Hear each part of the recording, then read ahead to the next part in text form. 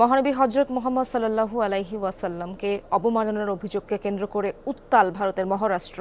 সম্প্রতি ইসলাম ধর্ম নিয়ে বিতর্কিত মন্তব্য করেন রাজ্যটির হিন্দু ধর্মের এক প্রচারক। তাতে সমর্থন জানায় রাজ্য বিজেপির এক বিধায়ক। এ নিয়ে ক্ষোভে ফুঁসে ওঠেন সেখানকার মুসলিমরা। দেয়া হয় বিক্ষোভের ডাক।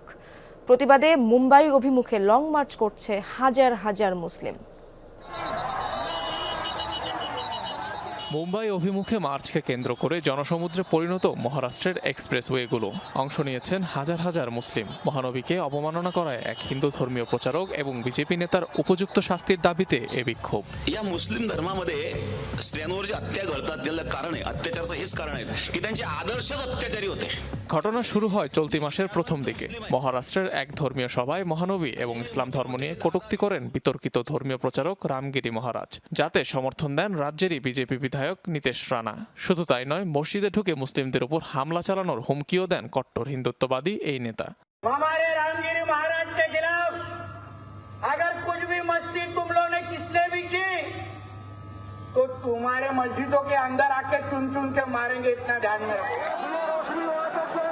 নীতেশের এমন মন্তব্যে তোলপাড় সৃষ্টি হয় গোটা রাজ্যে। ধর্মীয় অবমাননা এবং রাজ্যে শান্তিভঙ্গের অভিযোগে দায়ের করা হয় একাধিক মামলা। এদিকে বিজেপি নেতার বক্তব্যের জেরে মুম্বাই অভিমুখে মার্চের ডাক দেন এআইএমআইএম নেতা ইমতিয়াজ জলিল। অভিযুক্ত দুজনকে গ্রেফতারের দাবি জানান তিনি। এই রাজ্যের সকল তরুণ বৃদ্ধকে আহ্বান জানাই, তারা যেন এই মার্চে অংশ নেন, এখানে যেন সময় দেন। সেজন্যই এই র্যালির সিদ্ধান্ত।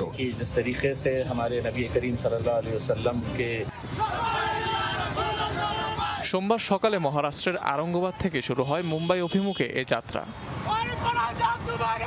অনিক রহমান, যমুনা নিউজ।